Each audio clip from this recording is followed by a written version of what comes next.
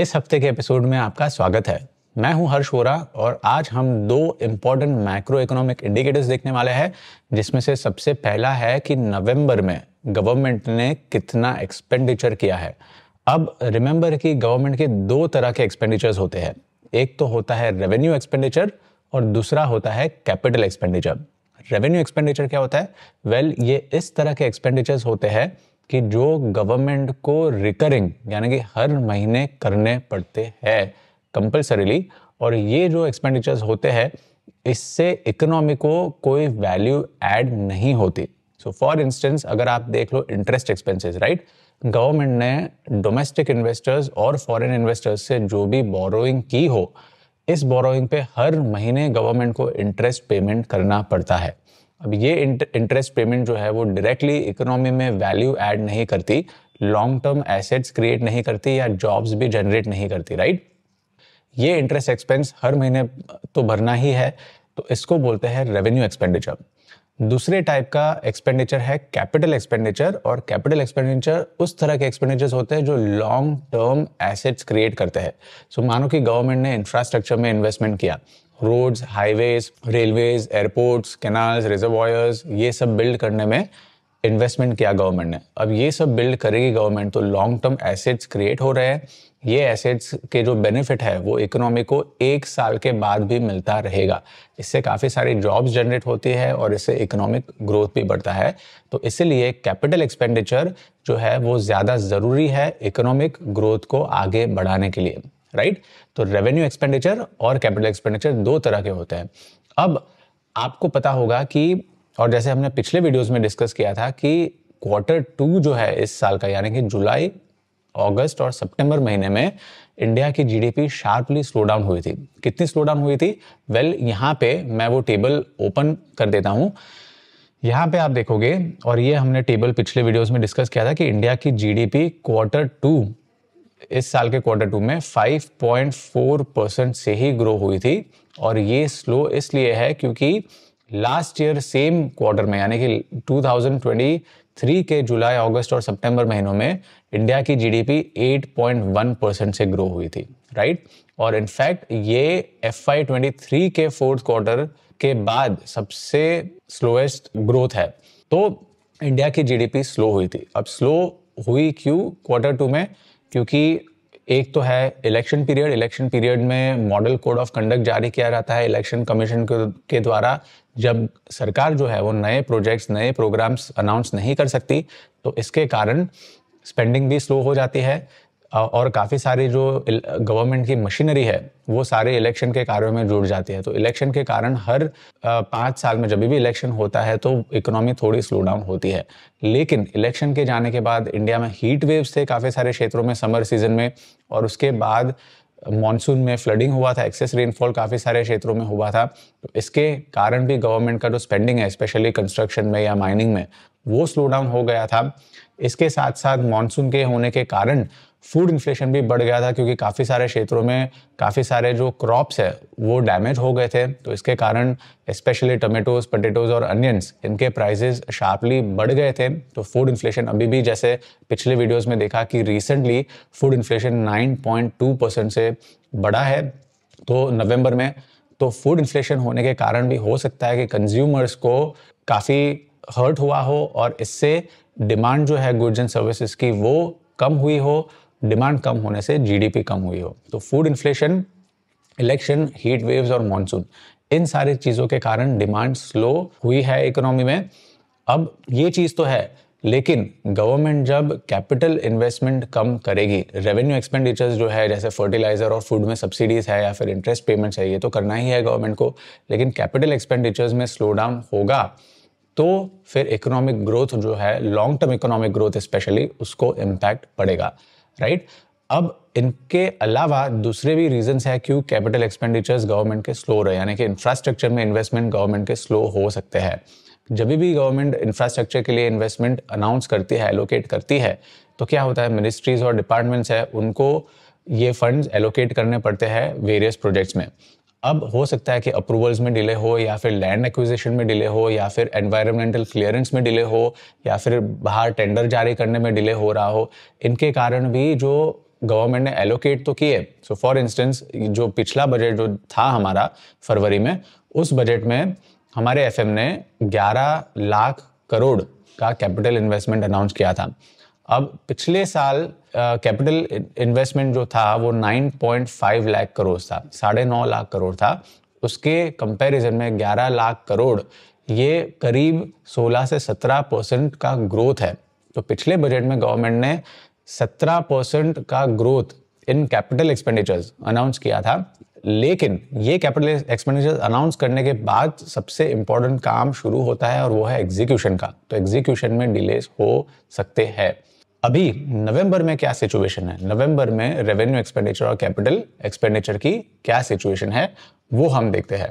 ये जो डेटा है गवर्नमेंट के रेवेन्यूज और एक्सपेंडिचर्स का मंथली डेटा, वो रिलीज करता है कंट्रोलर जनरल ऑफ अकाउंट्स, जो कि आता है मिनिस्ट्री ऑफ फाइनेंस के अंडर में, और ये हर मंथ रिलीज होता है। ये डेटा आप खुद भी CGA controller general of accounts की वेबसाइट पे जाके डाउनलोड कर सकते हो।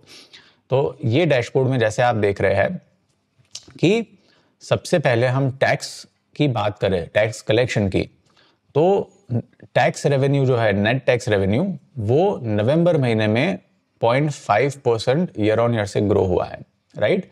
नॉन टैक्स रेवेन्यू 50% से ग्रो हुआ है। तो टैक्स और नॉन टैक्स रेवेन्यू दोनों को अगर हम कंबाइन कर ले, जिसको बोलते हैं total receipts, right, total receipts जो है वो 8.5% ईयर ऑन ईयर से ग्रो हुई है। तो ये तो गवर्नमेंट के रेवेन्यूज हो गए, गवर्नमेंट का कलेक्शन हो गया, राइट। 8.5% ईयर ऑन ईयर से ग्रो हुई है। इसके सामने अगर आप गवर्नमेंट के टोटल एक्सपेंडिचर्स देखो, अगेन टोटल एक्सपेंडिचर्स में दो तरह के होते हैं, रेवेन्यू एक्सपेंडिचर और कैपिटल एक्सपेंडिचर, राइट। तो टोटल एक्सपेंडिचर इसके सामने आप देखो, रेवेन्यू और कैपिटल दोनों को कंबाइन करके, तो वो सिर्फ 3.3% ईयर ऑन ईयर से ग्रो हुआ है। तो इससे आप अंदाजा लगा सकते हैं कि इकोनॉमी में स्लो डाउन हो रहा है, क्योंकि टैक्स कलेक्शन गवर्नमेंट के पास हो रहा है, नॉन टैक्स कलेक्शन ज्यादा हो रहा है, 50% से ग्रो हुआ है, लेकिन गवर्नमेंट स्पेंड नहीं कर रही इकोनॉमी में, राइट, इनफ। तो इसकी वजह से स्लो डाउन इकोनॉमी में बढ़ रहा है। अब एक्सपेंडिचर में भी अगर हम रेवेन्यू एक्सपेंडिचर की बात करें, तो revenue expenditure 7.8% year on year से ग्रो हुआ है नवंबर में। लेकिन कैपिटल एक्सपेंडिचर जो ज्यादा इंपॉर्टेंट है, वो 12% से गिरा है ईयर ऑन ईयर, राइट। तो टोटल एक्सपेंडिचर्स की बात करो आप, तो 27 लाख करोड़ का हुआ है नवंबर में। उसके सामने कैपिटल एक्सपेंडिचर सिर्फ 5 लाख करोड़ का हुआ है, और रेवेन्यू एक्सपेंडिचर 22 लाख करोड़ का है, राइट। तो 22 लाख करोड़ का रेवेन्यू यानी कि 70%, 70 to 80% जो है वो रेवेन्यू एक्सपेंडिचर होता है, और सिर्फ रिमेनिंग 5 लाख करोड़ जो है वो ही सिर्फ कैपिटल एक्सपेंडिचर यानी कि इंफ्रास्ट्रक्चर में इन्वेस्ट होता है, राइट। ये क्यों? ये इसलिए है क्योंकि रेवेन्यू एक्सपेंडिचर का अगर आप कॉम्पोजिशन देखो, तो यहाँ पे आपको दिखेगा कि इंटरेस्ट पेमेंट्स जो है वो 24% है रेवेन्यू एक्सपेंडिचर का, यानी कि सारे रेवेन्यू एक्सपेंडिचर्स में से 24% जो हमारा एक्सपेंडिचर है वो तो सिर्फ इंटरेस्ट पे करने में जाता है, राइट। इंटरेस्ट पे करने में क्यों जाता है? क्योंकि गवर्नमेंट के जो एक्सपेंसेस है, गवर्नमेंट के जो खर्चे हैं, वो गवर्नमेंट की रेवेन्यू से कहीं ज्यादा है, राइट। गवर्नमेंट के खर्चे गवर्नमेंट के रेवेन्यू से कहीं ज्यादा है, तो उसका जो गैप है यानी कि एक्सपेंडिचर माइनस रेवेन्यू, राइट, ज्यादा खर्चे होंगे लेकिन रेवेन्यू कम होगा, कलेक्शन कम होगा, तो बाकी के खर्चे कहाँ से गवर्नमेंट फंड करेगी? वो फंड करेगी बोरोइंग से। गवर्नमेंट बोरो करेगी डोमेस्टिक इन्वेस्टर्स से और फॉरेन इन्वेस्टर्स से, ताकि ये खर्चे कर पाए। तो अगर बोरोइंग ज्यादा होंगी तो नेचुरली इंटरेस्ट एक्सपेंस ज्यादा होगा, राइट। और जैसे हमने देखा कि टोटल रेवेन्यू एक्सपेंडिचर जो है, टोटल एक्सपेंडिचर जो है उसका ऑलमोस्ट 24% जो है वो सिर्फ इंटरेस्ट पे करने में जाता है। और क्योंकि इंटरेस्ट एक्सपेंस जो है as a percentage of revenue इतना, as a percentage of total expenditure इतना ज्यादा है, स्टैंडर्ड एंड पुअर और फिच जो कि ग्लोबल रेटिंग एजेंसी है, उन्होंने इंडिया की सॉवरेन रेटिंग, जिसको आप क्रेडिट स्कोर बोल रहे हो, वो BBB- पे दी है। तो सॉवरेन रेटिंग जो है इंडिया की वो काफ़ी लो है, और सॉवरेन रेटिंग लो होने के कारण इंडिया की जो इंटरेस्ट रेट है, यानी कि इंडिया की गवर्नमेंट क्या इंटरेस्ट पे करती है फॉरेन इन्वेस्टर्स को या फिर अपनी कंपनीज जो है कॉर्पोरेट्स है वो लोन लेने के लिए मार्केट को क्या इंटरेस्ट रेट पे करती है, वो बहुत ज़्यादा रहता है क्योंकि इंडिया की क्रेडिट रेटिंग कम है। ये सिमिलर टू सिबिल स्कोर है, जैसे सिबिल स्कोर इंडिविजुअल्स का होता है कि सिबिल स्कोर अगर लो हो तो इंटरेस्ट रेट बढ़ जाएगी, सिबिल स्कोर स्ट्रांग हो तो इंटरेस्ट रेट कम हो जाएगा, राइट, इंडिविजुअल्स का। वैसे ही कंट्रीज का भी काम करता है कि कंट्रीज की क्रेडिट रेटिंग, यानी कि जो ग्लोबल क्रेडिट रेटिंग एजेंसीज है S&P एंड फिच, अगर उन्होंने इंडिया की क्रेडिट रेटिंग लो रखी तो इंडिया के इंटरेस्ट एक्सपेंस हाई रहेंगे। तो गवर्नमेंट के लिए अभी इंपॉर्टेंट ये रहा है कि गवर्नमेंट अपना फिस्कल डेफिसिट जो है, यानी कि एक्सपेंडिचर माइनस रेवेन्यू का जो गैप है उसको कम करे। इस साल का फिस्कल डेफिसिट का टारगेट गवर्नमेंट ने रखा था 4.9% ऑफ जीडीपी, ठीक है, और अगले साल गवर्नमेंट उसको और रिड्यूस करके 4.5% ऑफ जीडीपी करना चाह रही है। अब नेचुरली फिस्कल डेफिसिट कम का टारगेट जो है वो कम करेगी गवर्नमेंट, तो इसका मतलब क्या है कि या तो गवर्नमेंट को अपने एक्सपेंडिचर कम करना पड़ेगा या फिर गवर्नमेंट को अपने रेवेन्यू सोर्सेज जो है वो बढ़ाने पड़ेंगे, राइट। तो इसीलिए आप सोच सकते हो कि गवर्नमेंट टैक्स कम क्यों नहीं कर रही, हालांकि ट्राई कर रही है लेकिन इतना कम हो नहीं पा रहा गवर्नमेंट का टैक्स, और उसके सामने एक्सपेंडिचर जो है वो भी गवर्नमेंट कम कर रही है, राइट। तो अगर एक्सपेंडिचर कम करेगी इसका सीधा असर इकोनॉमी पे पड़ सकता है। कैसे? क्योंकि अगर expenditures specially capital expenditure government कम करेगी, रिड्यूस करेगी या स्लो डाउन करेगी तो फिर एसेट्स क्रिएट नहीं होंगे, मानो ब्रिज है, रोड्स है, रेलवेज है, एयरपोर्ट्स है, तो अगर ये बनने में स्लो डाउन हो जाएगा तो जॉब क्रिएशन स्लो होगा, तो लोगों के पास पैसे नहीं बचेंगे, सेविंग्स नहीं रहेगा तो लोग स्पेंड नहीं करेंगे इकोनॉमी में, स्पेंड नहीं करेंगे तो फिर इकोनॉमिक ग्रोथ स्लो हो जाएगी, राइट। तो स्पेंडिंग में स्लो डाउन होने का सीधा असर इकोनॉमी पे पड़ता है, और जैसे हमने यहाँ पे देखा कि capital expenditure year on year की कंपैरिजन से 12% कम हो गया है नवंबर महीने में। हालांकि अक्टूबर से आप कंपेयर करो, अक्टूबर में गवर्नमेंट ने 4,66,000 करोड़ जितना कैपिटल एक्सपेंडिचर किया था, तो नवंबर महीने में अक्टूबर महीने की कंपैरिजन से 10% का ग्रोथ है जो पॉजिटिव है, लेकिन ईयर ऑन ईयर फिर भी स्लो हो रहा है कैपिटल एक्सपेंडिचर।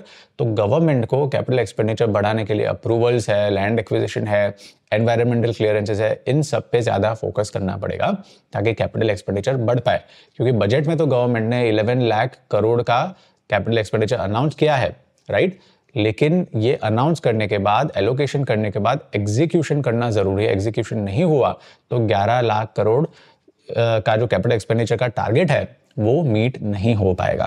तो ये हो गई स्टोरी गवर्नमेंट के स्पेंडिंग की, एक्सपेंडिचर की, राइट।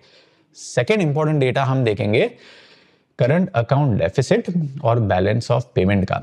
अब करंट अकाउंट डेफिसिट की बात हमने पिछले वीडियो में भी की थी, हम करंट अकाउंट डेफिसिट की बात इसलिए करेंगे, आरबीआई ने, रिजर्व बैंक ऑफ इंडिया ने पिछले हफ्ते इंडिया के करंट अकाउंट डेफिसिट का डेटा रिलीज किया है, स्पेशली बैलेंस ऑफ पेमेंट का।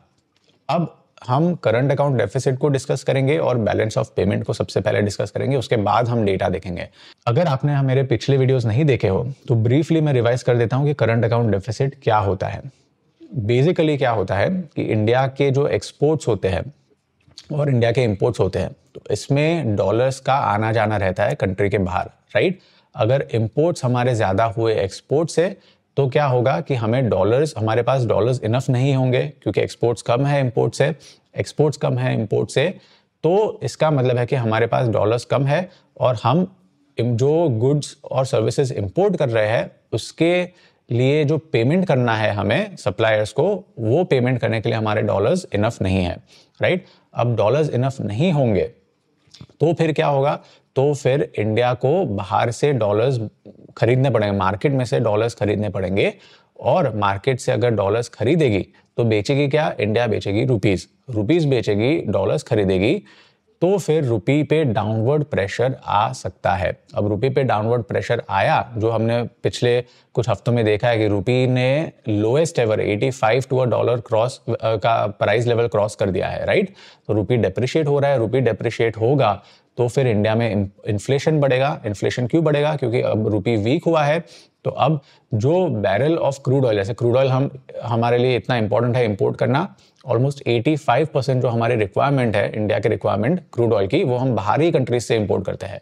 तो अगर क्रूड ऑयल जो है वो पहले हम 6,000 रुपीज़ पे करके एक बैरल ऑफ क्रूड ऑयल देते थे, उसके लिए सेम हमें 6,200 या 6,300 रुपीज़ पर बैरल ऑफ ऑयल पे करने पड़ेंगे अपने को। तो इंपोर्ट जो है वो हमारे महंगे हो जाएंगे। इंपोर्ट महंगे होंगे, स्पेशली क्रूड ऑयल के इंपोर्ट्स महंगे होंगे रुपये के डी वैल्यू होने से, तो फिर ट्रांसपोर्टेशन कॉस्ट बढ़ेगी, पेट्रोल डीजल महंगा पड़ जाएगा, और जो कंपनीज क्रूड ऑयल यूज़ करती है अपने रॉ मटेरियल्स में, तो वो कंपनीज के प्रोडक्ट्स महंगे हो जाएंगे। जैसे केमिकल्स कंपनीज आप ले लो, राइट, या पेंट्स ले लो आप, पेंट्स भी महंगे हो जाएंगे क्योंकि उसमें भी क्रूड ऑयल यूज़ होता है पेंट्स बनाने में। तो ये चीज़ है कि अगर इंपोर्ट्स एक्सपोर्ट से ज़्यादा हुए, वो हमारा ट्रेड डेफिसिट जो है, यानी कि इंपोर्ट्स माइनस एक्सपोर्ट्स के बीच में गैप, वो बढ़ाएगा, राइट। हमारे पास डॉलर्स कम होंगे, डॉलर्स इंडिया से बाहर जा रहे हैं। नेट आप देखो तो डॉलर्स इंडिया के पास नहीं आ रहे, क्योंकि इंपोर्ट ज़्यादा है, एक्सपोर्ट कम है। तो इसका मतलब यह है कि डॉलर्स इंडिया से बाहर जा रहे हैं, राइट। डॉलर्स इंडिया से बाहर जाएंगे तो वो हमारे करंट अकाउंट डेफिसिट जो है उसको बढ़ाएगा, right. Basically current account deficit, dollars India में कितने आ रहे हैं और उसके अगेंस्ट में डॉलर्स इंडिया से बाहर कितने जा रहे हैं, उसका जो डिफरेंस है वो करंट अकाउंट डेफिसिट हमें बताता है, राइट। तो ट्रेड डेफिसिट एक चीज़ है, अगर डॉलर्स इंपोर्ट ज़्यादा हुआ तो डॉलर्स इंडिया से बाहर जा रहे हैं, और एक्सपोर्ट ज़्यादा हुआ इंपोर्ट से तो डॉलर्स इंडिया में ज़्यादा आ रहे हैं, राइट। सेकेंड इंपॉर्टेंट चीज़ जो डॉलर्स इंडिया में आ रहे हैं या जा रहे हैं उसको डिटरमाइन करता है, वो है प्राइमरी इनकम। प्राइमरी इनकम का मतलब ये है कि इंडिया की कंपनीज ने बाहर जो इन्वेस्ट किया हो, या इंडिया के इन्वेस्टर्स ने बाहर की कंट्रीज में इन्वेस्ट किया हो, तो उस पर डिविडेंड अगर इंडिया में आ रहा हो, या फिर इंटरेस्ट इनकम इंडिया में आ रही हो, या फिर इंडिया की कोई कंपनी से बाहर तो वो प्रॉफिट इंडिया में ला रही हो अपना, तो अगर ये प्रॉफिट्स ला रही है या डिविडेंड इनकम आ रही है, तो वो हमारे करंट अकाउंट डेफिसिट को रिड्यूस करेगा। क्यों? क्योंकि डॉलर्स इंडिया में आ रहे हैं इससे, राइट। और अगर फॉरेन कंपनीज ने इंडिया में इन्वेस्ट किया हो और फॉरेन कंपनीज अपना प्रॉफिट बाहर ले जा रही हो, या फिर डिविडेंड या इंटरेस्ट इनकम बाहर ले जा रही हो, तो डॉलर्स इंडिया से बाहर जाएंगे, वो करंट अकाउंट डेफिसिट को बढ़ाएंगे। थर्ड एंड फाइनल चीज है रेमिटेंसेस, यानी कि एनआरआईज जो है वो बाहर जो बसे हैं, वो अगर डॉलर्स इंडिया में भेजेंगे अपने फैमिलीज को, तो ये रेमिटेंसेस करंट अकाउंट डेफिसिट को कम करेंगे। और अगर इंडिया से डॉलर्स बाहर भेज रहे हैं कोई हाउस होल्ड्स, तो वो करंट अकाउंट डेफिसिट को बढ़ाएंगे, राइट। तो current account deficit basically India में डॉलर्स कितने आ रहे हैं और बाहर कितने जा रहे हैं वो डिटरमाइन करता है। अब करंट अकाउंट अगर डेफिसिट में हो, यानी कि नेगेटिव में हो, तो फिर उस डेफिसिट को हमें फिल करना पड़ेगा, इंडिया को फिल करना पड़ेगा। सो फॉर इंस्टेंस आप मानो कि इंडिया का ट्रेड डेफिसिट बहुत हाई हो, इंपोर्ट्स एक्सपोर्ट से ज्यादा हाई हो, राइट। तो जैसे हमने बात किया कि जो सप्लायर्स है उनको हम जो गुड्स इंपोर्ट कर रहे हैं उसका पेमेंट कैसे करेंगे डॉलर्स में, हमारे पास तो डॉलर्स है नहीं, राइट। वो पेमेंट कैसे करेंगे? वो पेमेंट करेंगे एफडीआई से, फॉरेन डायरेक्ट इन्वेस्टमेंट से। जब कोई फॉरेन कंट्री इंडिया में लॉन्ग टर्म के लिए इन्वेस्ट करती है तो वो डॉलर्स इंडिया में लाएगी, राइट। डॉलर्स इंडिया में लाएगी तो उसको बोलते हैं foreign direct investment. Second source है फॉरेन पोर्टफोलियो इन्वेस्टमेंट, यानी कि फॉरेन इंस्टीट्यूशंस जो इंडिया के इक्विटी मार्केट या डेट मार्केट में इन्वेस्ट कर रहे हैं, उससे भी डॉलर्स इंडिया में आते हैं। तो ये जो डॉलर्स इंडिया में आते हैं उससे हम करंट अकाउंट डेफिसिट जो है उसको, उसका गैप जो है वो फिल करेंगे, राइट। तो मानो कि current account deficit 11 billion dollars है, तो उसके सामने एफडीआई और एफपीआई का जो पैसा है वो भी 11 बिलियन डॉलर्स हमें चाहिएगा, तभी हम इंपोर्ट जो कर रहे हैं गुड्स एंड सर्विसेज उसका पेमेंट कर पाएंगे, राइट। एफडीआई और एफपीआई बहुत इंपॉर्टेंट है, और एफडीआई और एफपीआई जो है उसको मिला के बोलते हैं कैपिटल अकाउंट। तो करंट अकाउंट हो गया, और एफडीआई और एफपीआई जो है उसका पैसा जो इंडिया में आ रहा है उसको बोलते हैं हम कैपिटल अकाउंट। तो करंट अकाउंट डेफिसिट अगर होगा तो कैपिटल अकाउंट में सरप्लस चाहिए, तभी करंट अकाउंट डेफिसिट को हम प्लग कर सकते हैं, हम गैप को फिल कर सकते हैं, राइट। अगर करंट अकाउंट सरप्लस में हुआ तो कैपिटल अकाउंट जो है वो डेफिसिट में चाहिएगा। मानो हमारे एक्सपोर्ट्स इंपोर्ट से ज़्यादा हो, राइट। तो इसका मतलब है हमारे पास डॉलर्स ज़्यादा है, तो वो डॉलर्स बाहरी कंट्रीज में इन्वेस्ट करने पड़ते हैं, तो कैपिटल अकाउंट डेफिसिट में चला जाएगा, राइट। तो करंट अकाउंट और कैपिटल अकाउंट दोनों मिला के होता है balance of payment. Balance of payment balance इसलिए बोलते हैं क्योंकि करंट अकाउंट और कैपिटल अकाउंट दोनों बैलेंस होने चाहिए, राइट। करंट अकाउंट डेफिसिट तो कैपिटल अकाउंट सरप्लस। तो ये डेटा जो है वो लास्ट वीक आरबीआई ने रिलीज किया है कैपिटल अकाउंट और करंट अकाउंट का। और जो चीजें, जो कंपोनेंट्स करंट अकाउंट के हमने डिस्कस किए, यानी कि एक तो है ट्रेड डेफिसिट, दूसरा है इनकम, प्राइमरी इनकम यानी कि कंपनीज के जो प्रॉफिट, इंडियन कंपनीज ने बाहर की कंट्रीज में प्रॉफिट ला रही है अगर इंडिया में, या फिर डिविडेंड या इंटरेस्ट इनकम ला रही है बाहरी कंट्रीज से, तो वो भी करंट अकाउंट में ऐड होता है। थर्ड, रेमिटेंसेस, एनआरआईज जो इंडिया में डॉलर्स भेज रहे हैं वो भी करंट अकाउंट में ऐड होता है, राइट। तो वो हम यहाँ पे डेटा देखते हैं। So for instance current account की बात करें तो उसमें सबसे पहले तो हम गुड्स का एक्सपोर्ट और इंपोर्ट देखें तो Q2 ऑफ 2023 में आप देखो तो इंडिया ने 108 बिलियन डॉलर्स जितने गुड्स जो है वो एक्सपोर्ट किए थे, और इंपोर्ट हमारा बहुत ज़्यादा रहा है 173 बिलियन डॉलर्स। मर्चेंडाइज गुड्स में तो हमारा डेफिसिट रहा है, राइट, ऑलमोस्ट 65 बिलियन डॉलर्स, और ये Q2 की हम बात कर रहे हैं। तो अब हम डेटा देखते हैं। तो सबसे पहले अगर हम 2024 Q2 ऑफ 2024 की बात करें तो उसमें गुड्स जो है मर्चेंडाइज गुड्स एंड सर्विसेज, उसमें 75 बिलियन डॉलर्स का डेफिसिट रहा है, राइट। Q2 में यानी जुलाई, अगस्त और सितंबर महीने में 75 बिलियन डॉलर्स का डेफिसिट रहा है, यानी कि हमने इंपोर्ट ज़्यादा किया है, एक्सपोर्ट कम किया है। और इनफैक्ट मर्चेंडाइज ट्रेड में तो इंडिया का हमेशा से डेफिसिट ही रहा है, क्योंकि हम एक ग्रोइंग कंट्री है। ग्रोइंग कंट्री को नेचुरली इन्वेस्टमेंट्स चाहिए होता है, स्पेशली कैपिटल गुड्स और इंजीनियरिंग गुड्स का, और क्रूड ऑयल भी ज़्यादा इंपोर्ट करना पड़ता है क्योंकि हमें क्रूड ऑयल हमारे सारे इंडस्ट्रियल प्रोसेसेस में यूज़ होता है। तो नेचुरली मर्चेंडाइज ट्रेड में डेफिसिट होना थोड़ा सा नेचुरल चीज़ है, राइट। सो 75 बिलियन डॉलर्स का हमें डेफिसिट रहा है। सर्विसेज में तो हमेशा से सरप्लस रहा है। सो 44.5 बिलियन डॉलर्स का सरप्लस रहा है, यानी कि हमने सर्विसेज ज़्यादा एक्सपोर्ट किया है, सर्विसेज इंपोर्ट कम की है। प्राइमरी इनकम की आप बात करो, यानी कि डिविडेंड्स, इंटरेस्ट इनकम और प्रॉफिट जो इंडियन कंपनीज को बाहर से मिला है वो भी कम हुआ है, ऑलमोस्ट 10 बिलियन डॉलर्स जितना। लेकिन सेकेंडरी इनकम यानी कि रेमिटेंसेस जो है वो 30 बिलियन डॉलर्स जितना रहा है Q2 ऑफ FY24 में। इसके चलते हमारा करंट अकाउंट डेफिसिट जो है, रिमेंबर हमने 3 कंपोनेंट्स डिस्कस कर लिए, एक तो है गुड्स, दूसरा है प्राइमरी इनकम, तीसरा है सेकेंडरी इनकम। तो करंट अकाउंट डेफिसिट जो है हमारा वो 11.2 बिलियन डॉलर्स का रहा है। रिमेंबर डेफिसिट है, सरप्लस नहीं है, राइट।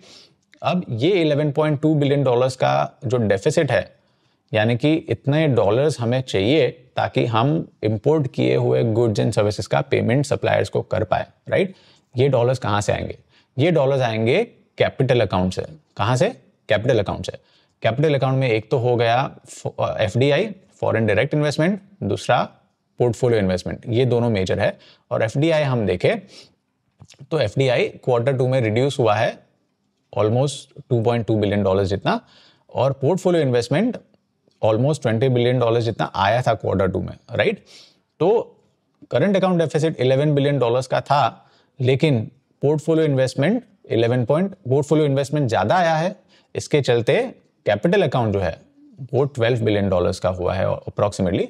तो मोर और लेस हमारा जो करंट अकाउंट डेफिसिट है उससे कैपिटल अकाउंट डेफिसिट ने फंड कर लिया है, राइट। तो ये दोनों बैलेंस हो गए मोर और लेस, और यहाँ पे थोड़ा बहुत एरर्स और ओमिशंस का होता है, यानी कि कैलकुलेशन में थोड़ा बहुत ऊपर नीचे रहता है ऑफिशियल कैलकुलेशन में, राइट।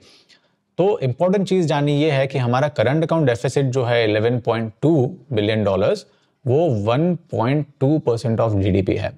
सो ये ज़्यादा नहीं है 1.2 बिलियन डॉलर्स जितना, लेकिन ये Q2 का फिगर है। Q3 में स्पेशली अक्टूबर के बाद हमारे एक्विटी मार्केट्स ने गिरना शुरू किया है, तो काफ़ी सारा फॉरेन पोर्टफोलियो इन्वेस्टमेंट जो है वो बाहर चला गया है। तो फॉरेन पोर्टफोलियो इन्वेस्टमेंट Q2 में काफ़ी कम होगा। सेकेंडली FDI का डेटा भी हमने पिछले वीडियोस में डिस्कस किया था कि FDI भी जो है वो भी डिक्लाइन हो रही है। ग्रोस FDI यानी कि बाहरी कंट्रीज से कंपनीज जो है वो इंडिया में इन्वेस्ट कर रही है, लेकिन काफ़ी सारी कंपनीज इंडिया से विड्रॉ करके फंड्स भी ले जा रही है बाहर। तो FDI जो है उसका थर्ड क्वार्टर में देखना पड़ेगा, स्पेशली दिसंबर में हमें देखना पड़ेगा कि एफडीआई का सिनेरियो क्या रहा है। लेकिन हाईली लाइकली कि करंट अकाउंट बढ़ेगा, क्योंकि हमारा ट्रेड डेफिसिट बढ़ा है, स्पेशली नवंबर में ट्रेड डेफिसिट बहुत शार्पली बढ़ा है। और उसके साथ साथ एफडीआई कम हुई है, एफपीआई भी कम हुआ है। तो हमें देखना पड़ेगा कि हमारा बैलेंस ऑफ पेमेंट कैसा रहा है दिसंबर में, राइट। तो ये हो गई बैलेंस ऑफ पेमेंट की बात। आई होप ये कॉन्सेप्ट्स इजी रहे हो आपको समझने के लिए। इन केस आपको क्वेश्चंस हो कोई कॉन्सेप्ट्स के तो नीचे कमेंट करिएगा, तो मैं नेक्स्ट वीडियो में इसको क्लैरिफाई करूंगा। आज के लिए इतना ही, मिलते हैं अगले हफ्ते। Have a good weekend.